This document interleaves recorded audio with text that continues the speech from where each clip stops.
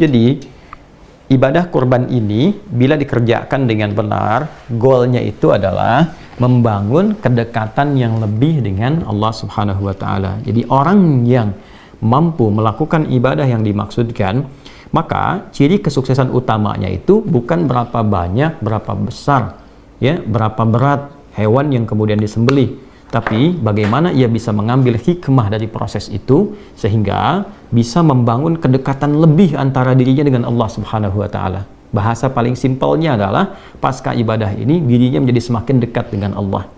Nah, ukuran kedekatan itu kan nanti ada dua, ya. Yang pertama, bertambah ibadah ritualnya sebagai bentuk ketawakalannya kepada Allah, konektivitasnya kepada Allah. Salatnya semakin bertambah, gitu kan?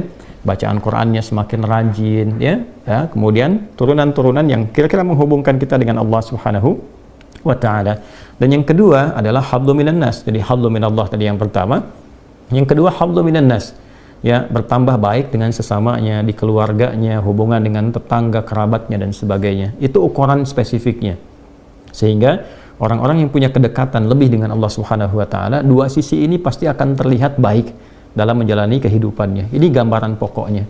Nah, sekarang pelajaran besarnya adalah bagaimana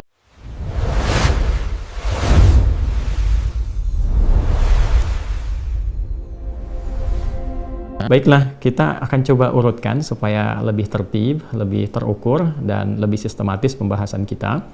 Saya akan bagi kepada 3 bagian yang penting. Saya harapkan Bapak Ibu, keluarga sekalian bisa menyimak dengan fokus karena waktu kita akan sangat terbatas sekali dan ini akan menentukan bukan sekedar benarnya cara kita untuk berkorban di tahun ini, tapi juga yang paling penting adalah keberhasilan. Nah, ini, jadi ada benar, ada keberhasilan. Itu dua hal yang berbeda dalam penunaian ibadah. Ada orang yang benar sholatnya secara rukun, ya, rukunnya benar, terpenuhi syaratnya, kan?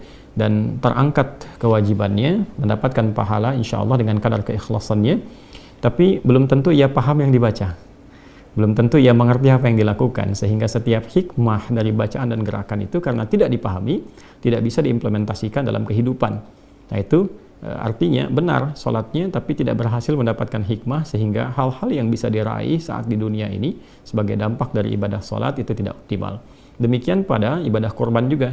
Ya, ada proses yang dilakukan secara benar, baik rukunnya, kemudian hal-hal terkait yang mengikuti syarat-syarat hewannya, ya.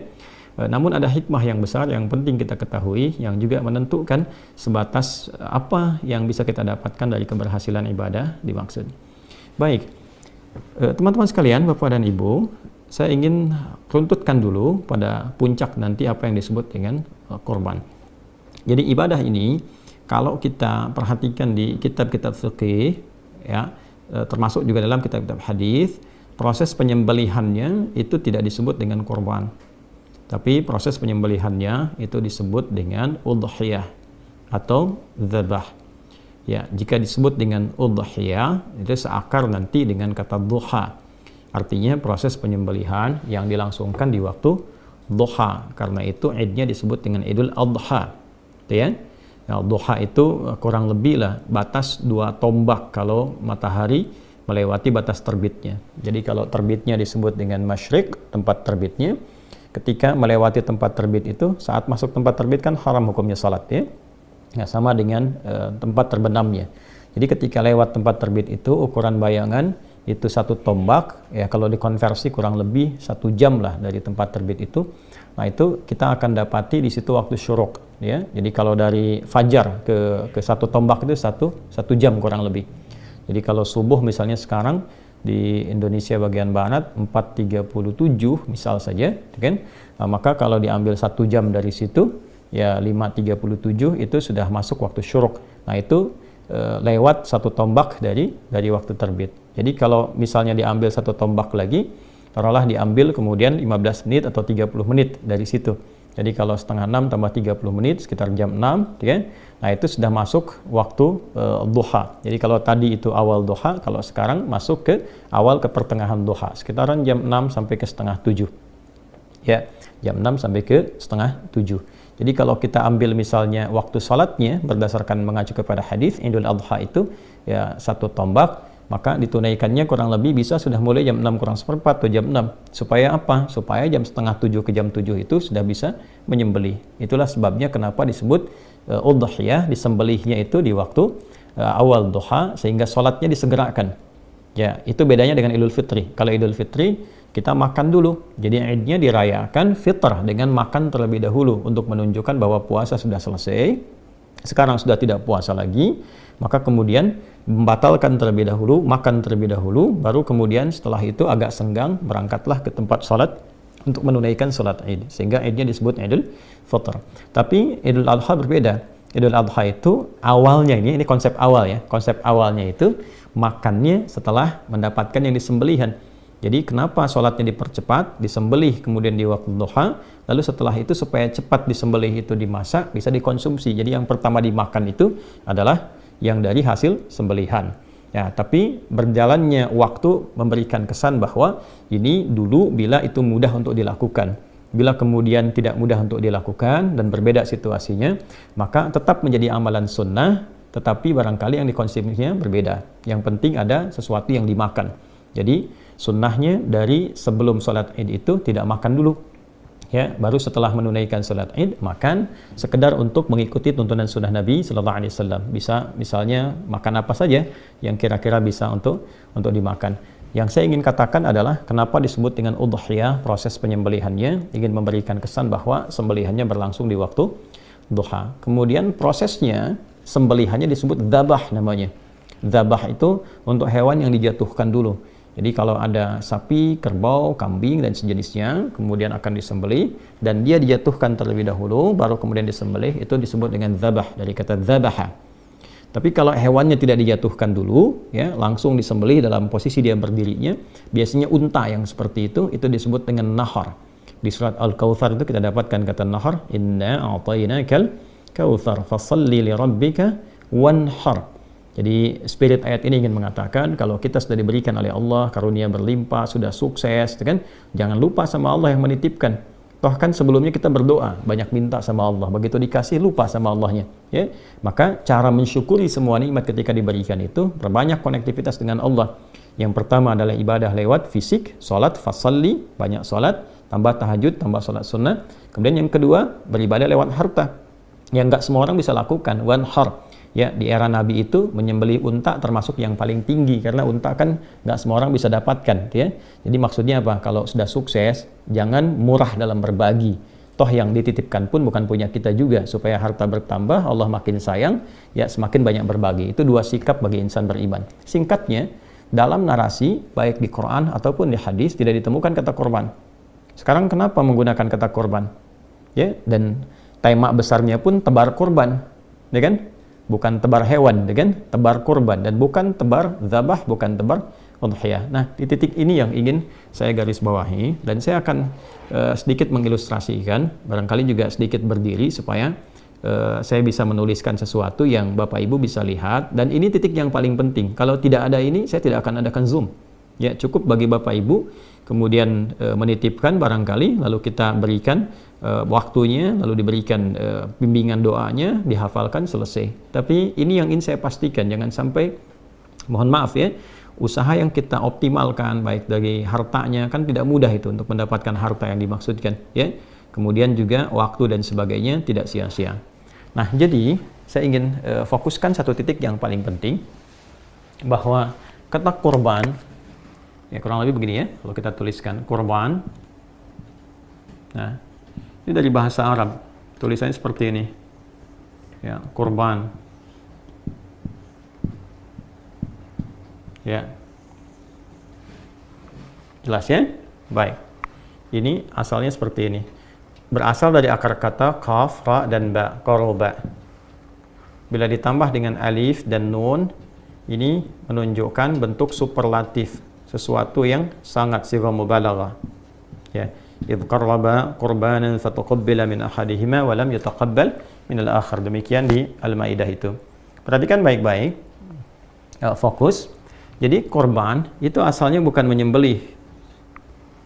Ya, pada dasarnya dikata korba yang berarti dekat, ya. Kalau dijadikan bentuk superlatif, bertambah atau menjadi sangat ya maknanya, maka rumusnya menjadi seperti ini, fu'lan, u'an gitu ya. Ini menunjukkan sesuatu yang bertambah sangat. Ghafara, mengampuni, ghufran, yang banyak ampunannya. Ya, jelas ya? Baik. Kemudian ada lagi yang pakai fathah, nggak pakai dhammah, kayak fa'lan, rahman, yang banyak kasih sayangnya. Ya kan?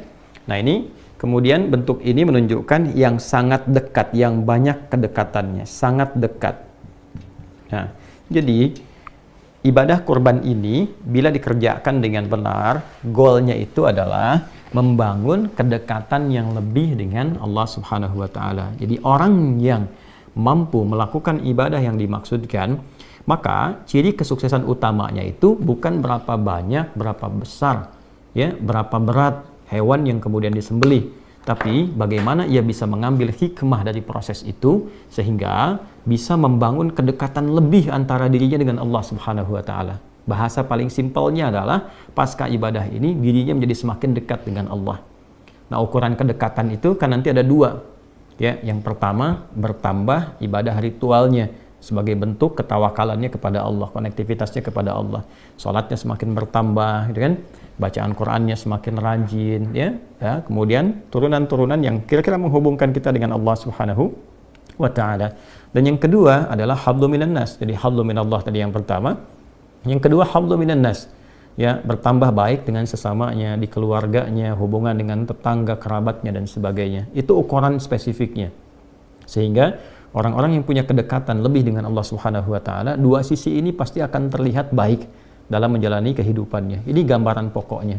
Nah, sekarang pelajaran besarnya adalah bagaimana proses ibadah, sekarang kan sedang ibadah, yang sedang kita tempuh ini, ya Bapak dan Ibu sekalian, bisa menghasilkan satu goal, satu capaian yang tadi telah kita harapkan. Nah, karena itulah kemudian Nabi SAW memberikan langsung petunjuk yang detail sekali dari persiapan di hari pertama, hari kedua, hari ketiga, sampai menjelang hewan itu disembelih. Baik ya? Baik, sekarang kita akan ambil kepada aspek pokok langsungnya dulu ya. Dari sejak Bapak Ibu melakukan akad nih, ya, akad untuk menyembelih atau ikut dalam proses ibadah kurban ini. Jadi akad itu dilangsungkan dengan menyampaikan uangnya, terus terjadi kemudian hewannya diikat untuk disembelih. Diikat itu maksudnya lewat akad. Ini hewan terikat akan disembelih atas nama Bapak Ibu sekalian. Maka dari proses itu terjadi, mulailah muncul kemudian bimbingan dari Nabi SAW sampai ke hari ini, sampai hewan disembelih nanti ya, bukan sampai tanggal 10, ingat, sampai hewannya disembelih. Nah, apa itu? Termaktub dalam hadis Sahih Muslim, nomor hadis 1977. Kita coba cek dulu ya. Ini ada Sahih Muslim, saya bisa bacakan, tapi barangkali untuk menguatkan pada Bapak Ibu sekalian, kita bisa cek paling kanan di pertengahan nomor hadis 1977. Coba kita cek. Nah, ini dia. Jadi ya, nanti kalau punya kitabnya silahkan dicek. Kitab Sahih Muslim nomor hadis 1977 ya, di subtopik yang ketujuh. Babu nahyi man dakhala alaihi ashru dzulhijjah wa huwa yuridu at-tadhhiyah an ya'khudha min sya'rihi aw adfarihi syai'a. Ya, bab petunjuk pedoman bagi orang yang telah memasuki 10 hari pertama bulan Dzulhijjah, kemudian ia menginginkan atau berminat untuk menyembelih hewan kurban, ikut program ya di situ. Ya, maka sepanjang ia sudah berakad itu, sudah siap itu, ya dia dianjurkan untuk tidak memotong atau mencukur baik semua rambut yang melekat pada tubuhnya ataupun kuku yang melekat pada tubuhnya. Saya sampaikan hadisnya. Saya langsung cepat saja kepada rawi yang terakhir, yaitu keluarga terdekat Nabi sallallahu alaihi wasallam. Ini A1, ya an Ummi Salamah radhiyallahu taala anha, dari Ummi Salamah radhiyallahu taala anha, anna Nabi sallallahu alaihi wasallam qala, beliau menyampaikan Nabi sallallahu alaihi wasallam bersabda, "Idza dakhalatil 'ashru wa arada ahadukum an yudhhiya fala yamassa min sya'rihi wa basharihi syai'a." Qila li Sufyan, fa inna ba'dahum la yarfa'uhu, qala lakinni arfa'uhu. Ya, secara singkat, jika telah masuk 10 hari pertama bulan Dzulhijjah, ya di tanggal 1 sampai dengan tanggal 10 nanti, wa arada ahadukum an yudhhiya, dan ada di antara kita yang sudah berniat berencana gitu kan untuk mengikuti proses penyembelihan, dalam arti ikut ibadah kurban seperti yang kita istilahkan, fala yamassa min sya'rihi wa basyarihi syai'a, maka Nabi menganjurkan, ini sunnah ya hukumnya, sunnah yang sangat ditekankan, sunnah muakkadah, untuk tidak menyentuh, maksudnya tidak mensyukur kan seluruh rambut yang melekat pada tubuhnya, kemudian juga dan tidak memotong kukunya ya. Ini gambaran yang pertama. Nah, saya ingin sampaikan begini, jadi ada sunnah yang pertama, dianjurkan sampai hewan kurbannya disembelih. Nah, hewan kurban disembelih sekali lagi untuk semua program yang melekat bagi kita semua, insya Allah hewan kurbannya ya, disembelihnya di hari Kamis ya, sesuai dengan jadwal. Bila ada perubahan sesuai dengan daerahnya, itu akan diinfokan segera, tapi insya Allah tidak ada yang disembelih besok ya, sekalipun menunaikan sholatnya misalnya ada yang besok, tapi disembelihnya pada hari keesokan harinya untuk menyiapkan lebih mudah lagi gitu ya, supaya juga diinfokannya bisa serentakkan. Kurban itu luas, bisa hari ke-10, 11, 12, 13, jadi kalau ada kesibukan di hari saat menunaikan sholat, maka keesokan harinya itu bisa lebih lapang. Nah kemudian, jadi sampai hari disembelih itu, begitu diinfokan hewan bapak ibu disembelih, sampai ke titik itu jangan dulu potong kuku ya, termasuk rambut yang melekat di tubuh ya, bukan bulu. Kalau bulu itu ayam, unggas ya, sapi ya, itu bulu. Kalau di manusia itu rambut ya, jadi tidak dipotong dulu. Kuku juga jangan dulu dipotong dulu ya, ini jangan dulu dipotong. Kemudian yang melekat di tubuh jangan dipotong dulu sampai nanti hewan korbannya itu disembelih. Nah pertanyaannya kenapa? Ini poinnya. Kenapa? Karena nanti ada juga penafsiran lain yang dimaksudkan hewannya. Tapi kalau saya lebih cenderung kepada orangnya, bukan hewan. Saya ulang ya. Ada yang menafsirkan juga hewannya. Saya sangat menghormati untuk penafsiran itu. Tentu juga ada pertimbangan dan alasan. Tapi saya lebih condong kepada orangnya, bukan hewannya. Karena kalau kita teruskan bacaan hadisnya sampai dengan ke bawah, itu akan ditemukan kisah. Ya, ini ada kisahnya di bintang 3 di bawah nih ya. Kalau kita bacakan di sini kita akan dapati keterangan. Qala kunna, dikata Hasan al-Laythi, kunna fil hammam qabila al-adha fattala fihi nasun faqala ba'du ahli al-hammam inna Sa'id bin al-Musayyab yaqra hadha aw yanha anhu falaqitu Sa'id bin al-Musayyab fadhakartu dhalika lahu faqala ya ibn akhi hadha hadithan qad nusiya wa turika. Ya kan? Nah, ini ada kisah dari Hasan al-Laythi bahwa di era beliau itu menjelang Idul Adha, menjelang disembelih itu, teman-temannya sudah pada pergi ya, ke kamar mandi umum, kemudian ada yang sudah bersih-bersih ya, ada yang mengecat rambut, ada yang cukur-cukur dan sebagainya, padahal hewannya belum disembelih. Maka diadukanlah kepada sahabat Sa'id bin al-Musayyab peristiwa itu, yang mengetahui betul tentang hadis Nabi dimaksud, dikonsultasikan, ini benar enggak gitu, yang dimaksudkan apakah orangnya atau hewannya atau bagaimana. Maka komen beliau menyampaikan bahwa hadza haditsun qad nusiya atau riwayatan qad turika. Oh, ini tidak tepat ya, ada hadis yang banyak dilupakan. Artinya apa? Yang dimaksud jangan dipotong dulu ya. Jadi ini asbabul wurud yang terkait juga dengan hadis dimaksud. Pertanyaannya kenapa? Ya, saya ulangi pertanyaannya kenapa? Disunnahkan ya, bukan hukumnya haram. Jadi kalau memang ada kondisi-kondisi yang memang harus dicukur misalnya, tidak ideal dengan penampilan tertentu, atau ada keperluan yang sifatnya lebih penting misalnya untuk dilakukan, tapi penampilan tidak sesuai, ya boleh-boleh saja, tidak ada masalah. Tapi yang dimaksud adalah, ya ini yang ingin saya tekankan. Nah, Bapak Ibu sekalian, ada anugerah besar di balik ibadah ini yang diikatkan nanti terkait dengan kurban. Berbahagialah bila di antara kita diberikan oleh Allah Subhanahu wa taala kesempatan untuk berkurban dan mengikuti runtutan ibadah dari tanggal 1 sampai dengan hewan kurban itu disembelih. Karena itu esensinya, itu menghadirkan nilai yang sama seperti orang yang haji. Walau dia tidak berhaji, ingat. Jadi bukan mendapatkan pahala haji, bukan. Kalau ingin pahala haji ya berhaji. Yang dimaksudkan adalah mendapatkan value dari ibadah haji, yaitu sifat mabrur. Ya, kalau kita baca di hadis Muslim di kitab yang sama, nomor hadis 1349 dari sahabat Abu Hurairah radhiyallahu taala anhu, Nabi SAW menyampaikan, wal hajjul mabruru laisa lahu jazaa'un illal jannata. Haji mabrur itu, nah itu value-nya mabrur. Ya, mabrur itu bukan makbul. Kalau makbul diterima. Nah, ukuran diterimanya itu apa? Ada value-nya namanya mabrur. Nah, value yang dikerjakan oleh orang haji ini itu bisa diraih ya oleh orang yang tidak haji. Tapi bukan berarti mendapat pahala haji, ingat ya. Berbeda antara pahala dengan value-nya, dengan nilainya. Dan itu tinggi di hadapan Allah. Jadi kalau sama-sama dapat itu, dapat apa nih?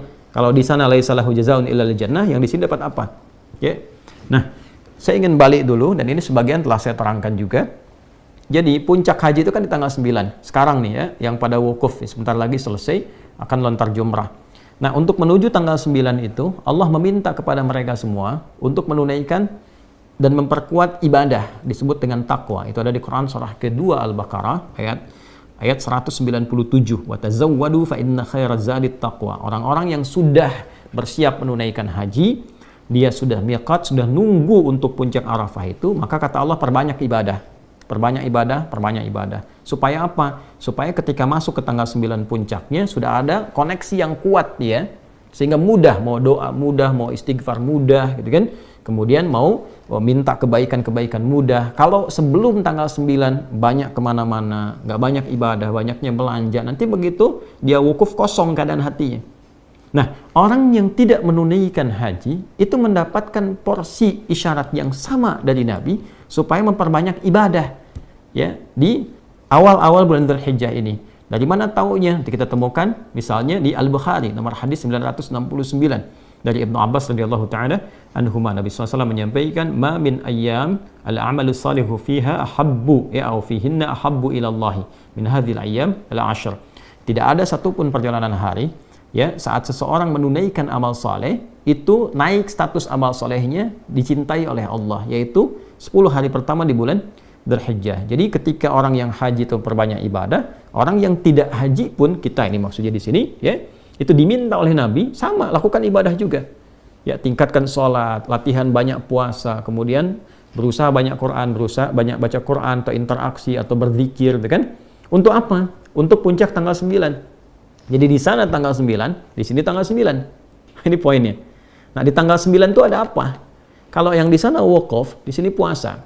Jadi kalau kita ambil yang di sana wukuf, di sini puasa. Puasanya kita bisa lihat misalnya di hadis riwayat At-Tirmidzi nomor hadis 749. Ya, dari Nabi sallallahu alaihi wasallam beliau menyampaikan, "Siyamu yaumi Arafah anni ahtasibu 'ala Allahi ay yukaffira sanata allati ba'daha wa sanata allati qablaha." Ini poinnya penting sekali nih, Bu, ya, Bapak, teman-teman sekalian. Jadi kata Nabi, puasa yang ditunaikan di hari ke-9 itu pada momen Arafah. Jadi yang di sana momentumnya, yang di sini itu harinya, hari dalam arti waktu. Jadi maksudnya apa? Waktunya tanggal 9, boleh jadi ada yang sama, boleh jadi ada yang berbeda. Tapi kalau masuk di waktu itu, lakukan seperti orang yang wukuf amalannya. Ya, maksudnya apa? Kalau di sana hanya sekedar wukuf, wukuf kan berdoa, minta ampun, beristighfar, muhasabah diri. Di sini pun bukan sekedar nahan lapar dan haus, tapi ikut muhasabah juga. Ya, ikut minta ampun kepada Allah. Jadi bukan puasa biasa. Ya, biasanya kalau saya suka melihat kapan di sana wukuf tuh jam berapa ya, saya suka ukur tuh. Jadi saya ukur biasanya jam 5 ya, setengah 6 menjelang maghrib waktu Indonesia, kan bedanya 4 jam. Jadi kalau 4 jam ditarik ke sana itu masuk zuhur. Jadi biasanya sudah masuk waktunya khutbah. Jadi begitu sholat sudah semuanya duduk. Nah, di sini biasanya saya suka merenung, duduk menghadap ke arah kiblat, kemudian bermuhasabah. Yang dimaksudkan kita puasa tanggal 9 ya, kemudian diisi dengan amalan-amalan seperti orang wukuf. Tapi yang wukuf itu yang di sana, bukan kita di sini. Ya, tapi amalannya bisa kita lakukan serupa. Dalam arti apa? Dalam arti muhasabah, introspeksi diri. Jadi tanggal 9 itu bukan sekedar nahan lapar, haus, tapi banyakin istighfar, banyak minta ampun kepada Allah, berdoa dalam kebaikan. Itu kesan Nabinya. Nah, orang-orang yang mampu melakukan itu, ya, maka apa yang terjadi sekalipun dia tidak haji? Kata Nabi sallallahu alaihi wasallam, "Anni ahtasibu 'ala Allah." Aku sangat berharap, bermohon kepada Allah diberikan satu bonus tuh ya. Ya, pahala dapat dia, tapi apa yang bonus yang Nabi maksudkan di sini? Ayyukaffira sanatal lati ba'daha wa sanatal lati qablaha. Supaya Allah menjaga dia dari perbuatan-perbuatan maksiat setahun ke depan dan menggugurkan dosa-dosanya minimal setahun ke belakang. Ini menarik nih, ya. Jadi kalau berhasil tuh ibadah puasa yang di tanggal 9 itu dan dia bermuhasabah, minimal kan kita mereview dosa apa yang pernah kita lakukan kan? Minta ampunan sama Allah, diingat-ingat hubungan dengan Allah, hubungan dengan makhluk. Itu begitu minta ampun tanggal 9 itu spesial. Makanya para ulama itu sangat meng-highlight sekali ya, di awal Dzulhijjah itu 9 itu spesial. Kalau bisa sekalipun nggak puasa, tetap kita memperbanyak doa di situ. Misalnya ada di kalangan perempuan akhwat yang sedang haid misalnya, tiba masa haidnya, walaupun tidak menunaikan puasa di dalamnya, tidak terhalang untuk berdoa. Perbanyak doa, perbanyak minta ampun, perbanyak istighfar di situ. Itu potensinya mahal sekali dan yang menyampaikan Nabi. Kan kita ini dinilai dengan iman kita. Ya, awas jangan bertanya bisa begitu, tidak. Ini perkara iman. Karena itu kita beriman, kita meyakini apa yang disampaikan Nabi, maka manfaatkan. Ini semua ulama itu, kalau dalam tanda petik ya, kalau sudah dekat tuh sering teriak-teriak. Dalam tanda petik, teriak tuh maksudnya kencang mengingatkan. Jangan sampai luput, jangan sampai luput. Kalau luput nunggu tahun depan. Gitu ya. Maka betul-betul optimalkan. Nah, di titik ini ketika kita memohon, maka turun ampunan Allah. Dosa-dosa yang lampau berpeluang diampuni. Ciri diampuni itu apa? Ciri diampuni, hilang kan kotornya, maka muncul baiknya. Nah, kalau benar dia seperti itu, dia akan dijaga oleh Allah sampai setahun ke depan tuh jadi orang baik. Lisannya baik, pandangannya baik, pendengarannya baik. Nah, kebaikan yang muncul setelah yang buruk hilang, itu disebut birrun namanya. Birrun. Kalau melekat pada pelakunya, disebut mabrur. Kenapa disebut haji mabrur? Karena haji yang dikerjakan dengan benar itu mampu mengentaskan sifat-sifat buruknya dan mentransformasikan, merubah dia jadi lebih baik. Sehingga disebut hajjul mabrur, hajinya, ya, bukan orangnya. Kalau hajinya berhasil, itu yang dimaksudkan Nabi itu. Kalau berhasil melekat pada orang, maka sifatnya mabrur. Nah, orang-orang yang tidak haji, tadi saya katakan, value dari mabrur itu bisa dia dapatkan. Dengan cara apa? Dia bisa isi sepanjang 1 sampai 9 ini untuk bisa mengevaluasi dirinya, begitu mendapatkan ketenangan, selesai puasa, ada perubahan dalam dirinya. Rasa tenang, rasa baik. Nah, itu yang dimaksud birrun. Kalau melekat pada dirinya, maka disebut dengan mabrur. Maka, apa yang bisa dia rasakan saat menjalani kehidupan, itu lebih baik ke depannya. Kontrolnya lebih baik. Mau bicara yang kurang bagus, dijaga jadi bagus. Memandang yang baik. Itu yang dimaksud hadis Nabi tadi, terjaga dari dosa sampai setahun ke depan. Ya, sampai ketemu lagi. Ya, ketemu lagi, Dzulhijjah lagi, tiap tahun dijaga sampai dia meninggal, insya Allah husnul khatimah. Ya, husnul khatimah. Nah, yang paling menarik hubungan dengan penyembelihan apa? Kalau selesai wukuf yang haji tanggal 9, itu kan bergerak tuh, ya, ke Masy'aril Haram atau dikenal dengan Muzdalifah. Ya kan? Dia berzikir kan, Quran surah ke-2 ayat 198, ya kan? Nah, laisa 'alaikum junahun an tabtaghu fadlan min rabbikum fa idza afadtum min arafatin fadhkurullaha 'indal masy'aril haram. Maka teman-teman yang di sana akan bergerak nanti ya ke arah Muzdalifah, kemudian di situ berzikir sampai menunggu nanti menjelang ke fajar. Cari batu kan? Ya. Lalu setelah itu ke jamarat ya. Melontar. Yang dilontar itu Aqabah tuh, yang besarnya. Ya, bukan yang wusta, bukan yang ula. Saya cepat saja kalau Bapak Ibu teman-teman dapatkan buku yang saya tentang umrah ya. Kalau ikut program umrah tuh ada buku yang kita berikan yang saya tulis langsung itu. Jadi kami jelaskan betul kenapa Aqabah, kenapa disebut wusta, kenapa ula, kenapa urutannya begitu gitu ya. Secara singkatnya begini, kalau Aqabah itu gambaran diri kita.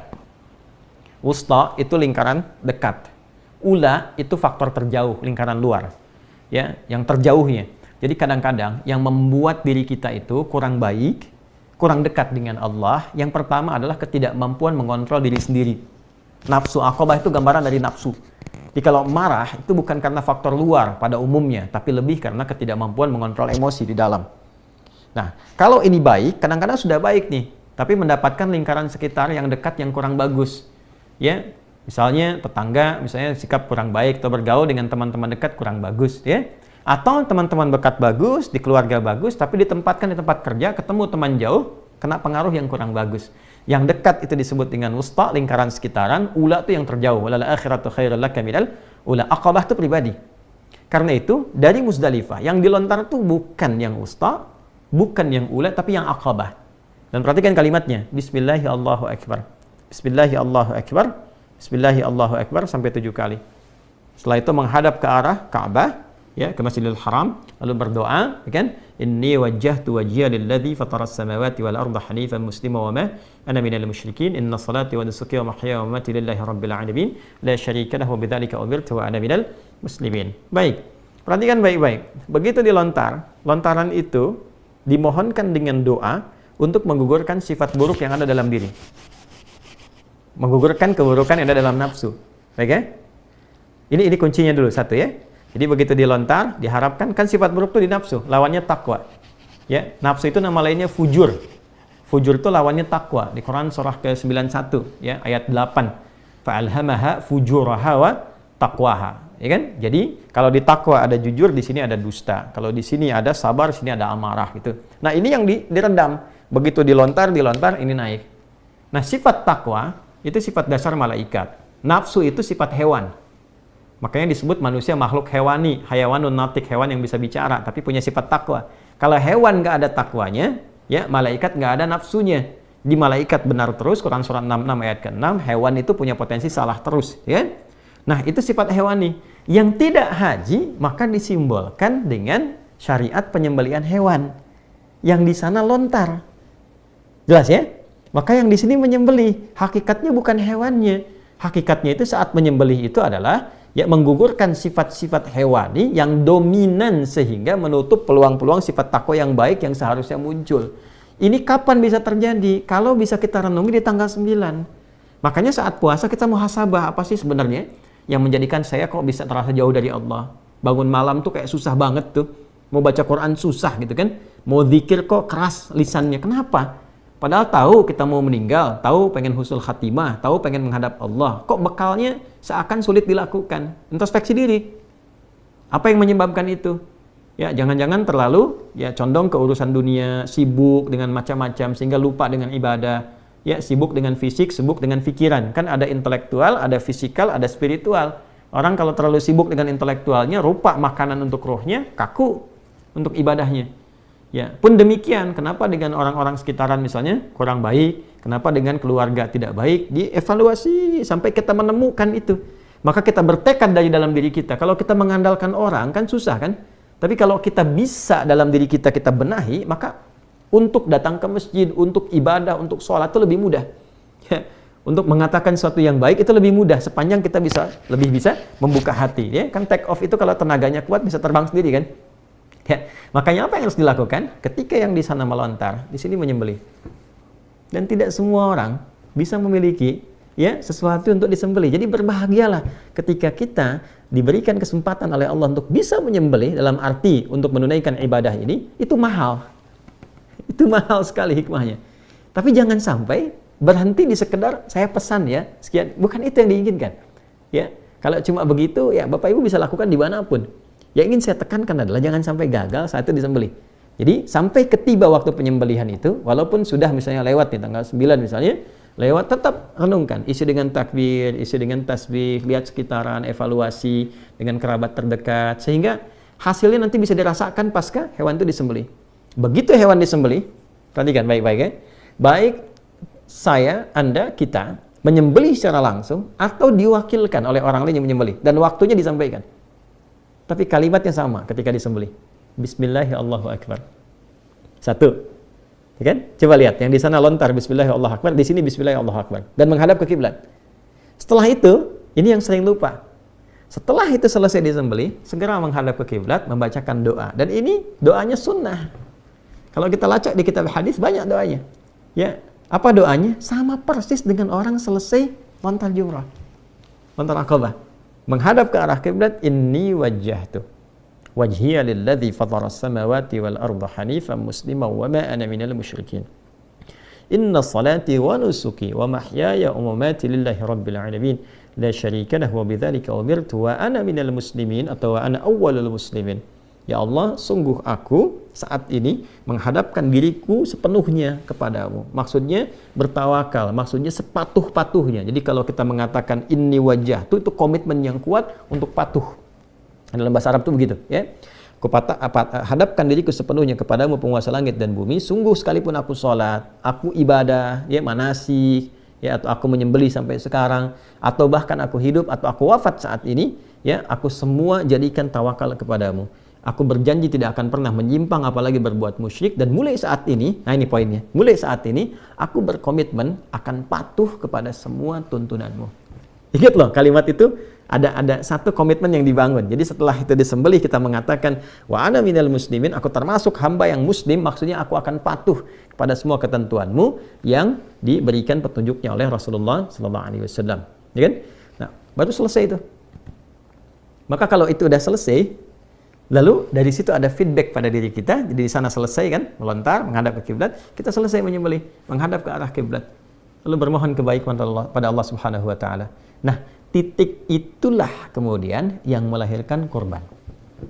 Titik itu yang melahirkan korban. Jadi setelah kita merasakan ada keberanian untuk mengevaluasi diri, kita jadi lebih baik. lebih dekat dengan Allah, ya, lebih ringan lisan berzikir, lebih ingat bahwa kita akan pulang, lebih meningkat ibadahnya, lebih nyaman, lebih enak. Itu yang dimaksud dengan kurban. Ya, makanya ibadahnya, kenapa para ulama memperkenalkan nama kurbannya bukan penyembelihannya, untuk memberikan kesan pengingat yang kuat kepada kita, yang diharapkan itu perubahannya, bukan sekedar hewannya. Kalau mau nyari pahala, dengan hewannya sepanjang ikhlas, sumbernya bersih, pahala dapat. Tuh, mau nyari pahala. Tapi kalau kita mau mencari lebih dari situ, supaya mendapatkan percikan keberkahan dari ibadah itu, maka urutan ini setidaknya kita bisa optimalkan. Ya, jadi saya sangat berharap Bapak Ibu sekalian di sesi ini kan pembekalan menuju ke penyembelihan. Saya harapkan kepada kita semua, ya, dengan izin Allah Subhanahu wa taala, sambil kita saling mendoakan. Yang pertama, coba kita ikuti sunnah-sunnah yang tadi Nabi tuntunkan, karena ini setahun sekali dan tidak semua punya kesempatan seperti ini. Ya, tidak semua punya kesempatan yang serupa. Jadi syukuri ini dengan cara kita optimalkan. Yang kedua, kita saling mendoakan dulu untuk semua supaya Allah kasih kemudahan. Ya, ringankan berbagi, doakan yang di sana, yang di haram, itu kan, supaya mendapatkan kemudahan dari Allah, diterima ibadah hajinya, itu kan, lapangkan. Jadi mendoakan orang lain itu melatih hati kita supaya lunak. Kalau hati kita sudah lunak, sudah enak, itu masya Allah, itu mudah sekali untuk dibawa zikir, ya, dibawa kepada hal-hal yang baik. Lalu minta sama Allah menguatkan diri kita, ya. Ya muqallibal qulub tsabbit qulubana ala dinik, ala iman, ala istiqamah, ala tawakkul ilaik, gitu kan, minta kebaikan. Setelah itu isi perbanyak dengan, kalau kita lihat di Musnad Ahmad itu dengan takbir, dengan tahmid, dengan tasbih, dengan tahlil, sampai kemudian masuk di penunaian salat, ya, sampai kemudian disembelih, bahkan di 3 hari terakhir. Karena bentuk syukurnya, ya, bertambah takwanya. Jadi kalau nanti selesai kurban, itu ukuran pertamanya nanti 2 hari setelah itu. Jadi begitu selesai kurban, 2 hari, makanya disebut hari tasyrik kan? Hari tasyrik itu, ya, itu 2 sampai 3 hari kan? 11, 12, 13. Standar kecilnya 2 hari. Quran surah ke-2 ayat 203. Wadhkurullaha fi ayyamin ma'dudat faman ta'ajjala fi yawmain. Itu disebut nafar awal, ya. Kemudian ada yang nafar akhir, ya, ada nafar akhir ditambah dengan 3 hari. Intinya apa? Ada ujian tuh di 2-3 hari itu, merasa kenikmatan nggak? Ya, merasa senang ibadah nggak? Tambah nggak? Ya, hubungan baik nggak dengan sesama dan sebagainya. Kalau kita dapat itu ciri pertama bahwa kurban kita bukan sekadar diterima oleh Allah, tapi ada berita baik bahwa kurban itu telah memberikan perubahan dan keberkahan dari sisi Allah kepada kehidupan kita. Nah, tapi untuk siapa? Liman ittaqa. Coba baca Quran surah kedua ayat 203 tuh, paling kiri sebelah atas. Wadhkurullaha fi ayyamin ma'dudat faman ta'ajjala fi yawmayn fala itsma 'alaihi wa man ta'akhkhara fala itsma 'alaihi liman ittaqa. Ya, jadi yang di sana mabit di Mina, ya kan? Di mabit di Mina itu kan untuk mengevaluasi diri, nambah ketaatan nggak? Yang di sini, ya, sama, mengevaluasi pasca penyembelihan. Walaupun sedang liburan tuh ingat sholat nggak? Masih bisa tahajud nggak? Ya kan? Masih bisa baca Quran nggak? Terus perubahan kebaikan interaksi kita nambah nggak? Nah, itu esensinya. Ya, jadi itu hal yang paling penting. Kalau yang lain-lain saya kira standar untuk semuanya, tapi lebih kepada kurban itu kenapa kita ambil judul besar tebar kurban, supaya rasa kasih itu semakin menyebar, kebaikannya semakin meluas, dan kedekatan kepada Allah Subhanahu wa taala semakin tinggi, semakin baik, ya. Itu kira-kira gambarannya. Jadi kita berharap dosa diampuni. Kayak sama, saya pun belum bersyukur, ya, sama persis. Jadi begitu sudah disembeli baru kita bersih, kita berharap. Supaya apa? Kata sebagian ulama, supaya Allah mengampuni semua bagian tubuh kita dan semua bagian sampai rambut dan kuku sebelum terpisah kita potong. Barangkali ini pernah bermaksiat, ya kan? Kemudian bagian ini pernah bermaksiat. Jadi sebelum dicukur, sebelum dipisahkan, jadi Allah sudah ampuni. Jadi bersih saat dipisahkan dari bagian tubuh kita. Nah, itu diantara hikmahnya. Ya, ini hal yang terkait dengan pembelajaran, pembekalannya, saya kira sangat jelas sekali, ya, untuk bisa dipahami dengan baik. Tinggal teknis.